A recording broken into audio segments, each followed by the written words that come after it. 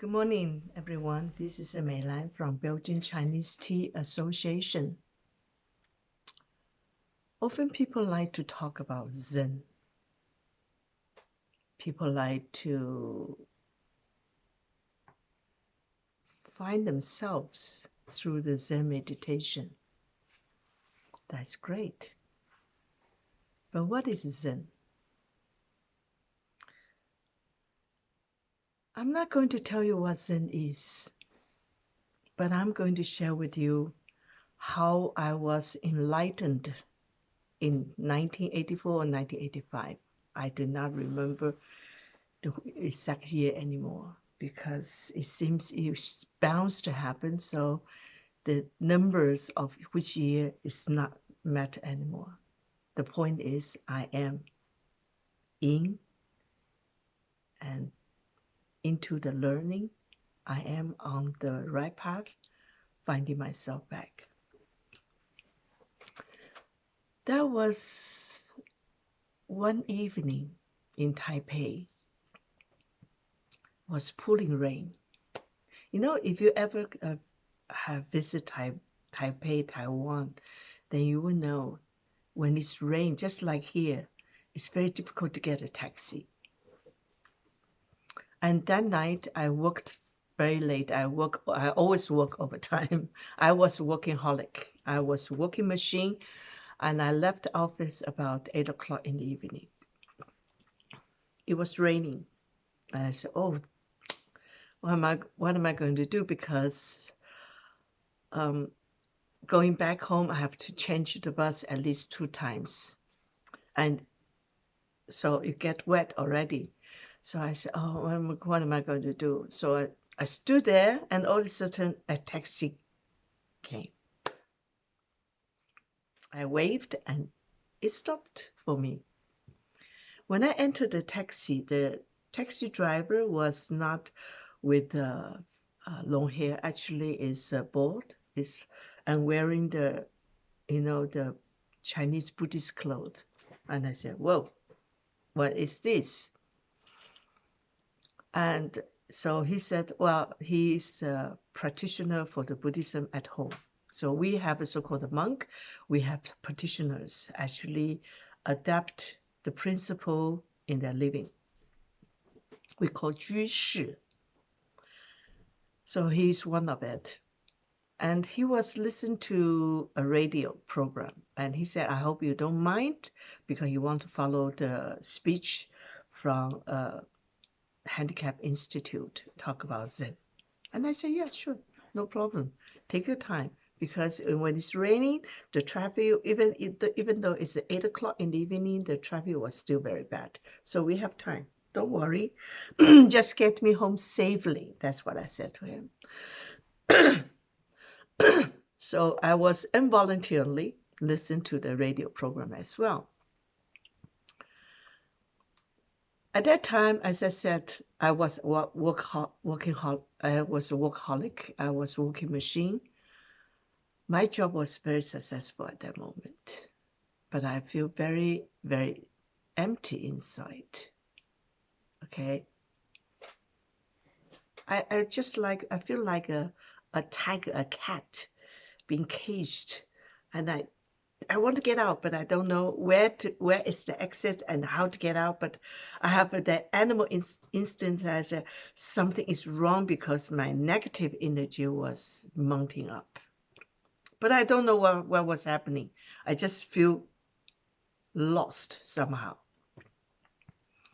So this, in the interview, the director from the Handicap Institute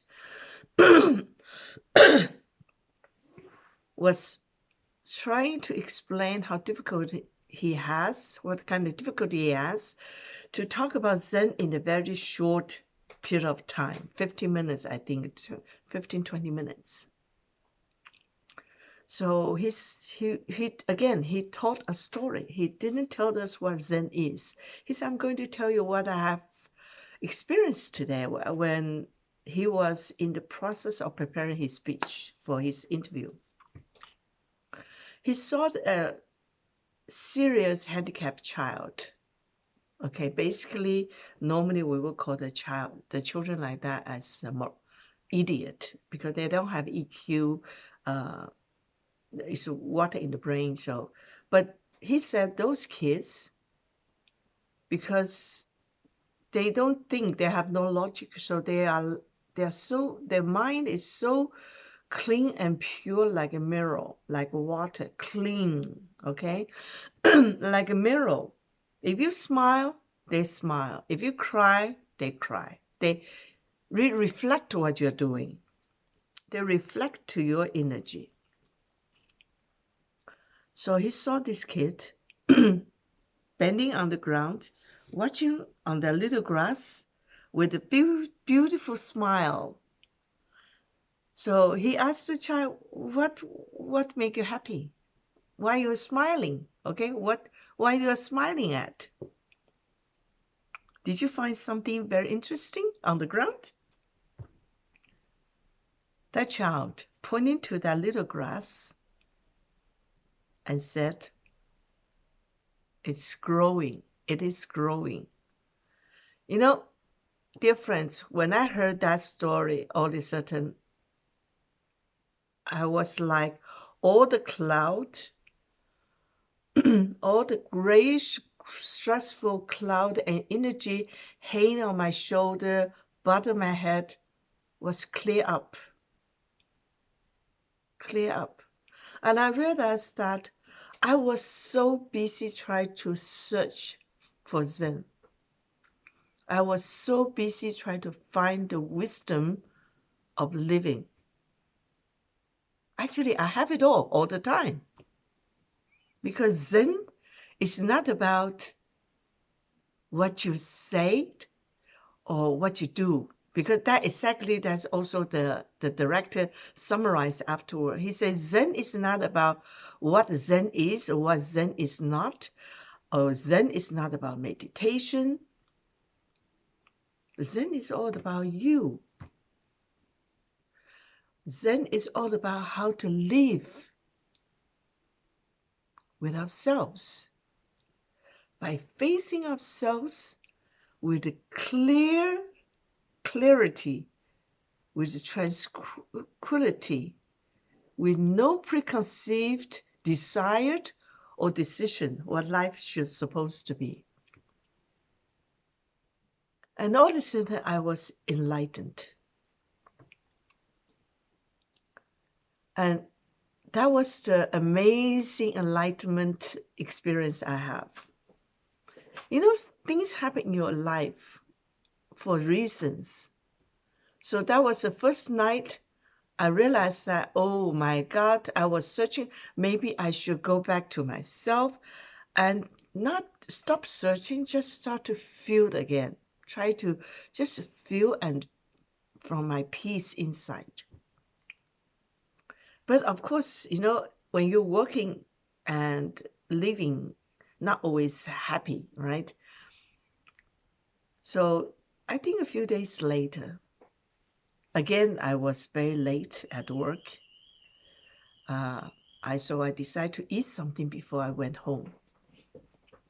And in Taipei, where close to my office, there's a lot of little snack shops where you can have noodles, rice noodles, all this kind of thing. You know, in Taiwan, you can find a lot of little night market with a lot of delicious things. So I said to myself, I'm going to have a rice noodle. That was a little tiny eating place. Okay, I have to sit against the wall because it's packed. And then I look on the wall, there's a poster. It's the poster based on the wisdom from the crazy monk. In Chinese Buddhist history, there was a holy monk.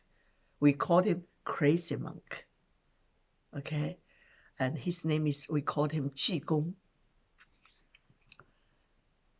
Why we call him crazy? Because as we know, as a Buddhist monk, you may not eat meat, you may not married, you may not drink alcohol. That's just 3 basic. You have to get all these desires away, right? But he was not. As a monk, they have to travel and ask for donation of food. They eat what they receive. And sometimes people make a nasty joke and gave him meat. He ate it. Then, of course, other monks say, how can you eat meat? You're supposed to be vegetarian. You're supposed to be pure. How can you eat meat? And crazy monk said, I did not eat meat. I process what people gave it to me on my plate. I have no desire to hurt those animals. And I may not judge the food that put on my tray. But whatever I eat, it transforms through the purity in my body and mind. It will become something useful. And we all know what came out under, right? So he was like that. The same thing about alcohol. He don't want to drink alcohol. Oh, and also he married. Because there was a woman really, because he actually is from a very rich family, okay, and very well educated. But he always wearing the clothes with a patch here, patch there, you know. Whatever he has, he give it to people. So this woman was, in our ancient in the culture, some quite happened quite often since the kids was born. They already have parents decide to have a marriage relationship. So he has a wife when he was born already. So this girl said she has to complete the vow her parent made. So she has to be his wife. His wife. He said, but I'm a monk. I can't marry it. So this girl was so determined. He stood by the temple day after day after day. So even the grandmaster from the temple said, come on, otherwise she's going to die. You're not going to let her die, right? So he talked to her. He said, listen, to fulfill your desire that you want to complete the vow your parents made to my parents. So I will take you in, you'll take your name into my family, but I can't really have a relationship with you because I'm a monk. And all this time, that girl also realized how determined he is to become a monk. So she said, don't worry, I will leave. I will not bother you. I will leave the other side of the temple. So she became a monk as well. So by name, he has a wife, but they were like, how do you call it? The monk and the nun relationship, okay? It's not engaged. Because of him, she also became a Buddhist. She also became a monk. That is why we call him crazy monk. So what did he wrote over there? Now, back to my alignment now. The title is said, don't get angry. There's a lot of tests. I'm not going to repeat everything. What I'm going to summarize it briefly is, in life, it's not always as nice, as beautiful, as a pleasure as you have hoped for. But don't get angry. For example, your neighbor is doing better than you. Happy for them. Don't get angry. If your friends have a better children, the children have a better social status, or the professional, or richer, whatever, don't get jealous. Don't get angry. Happy for them.